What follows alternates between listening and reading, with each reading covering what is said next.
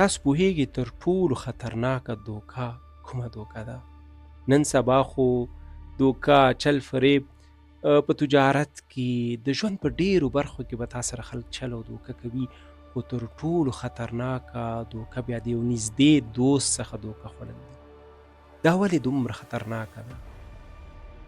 ځکه چې دوست سره ستا رازونه وي، ځکه چې دوست تا ته له ټولو خلکو نه نږدې وي، تا ورسره خپل ټول دردونه شریک کړي وي. په نورو دوکو کې به ته تاوان وکړې، خو په دې کې ستا زړه ماتیږي.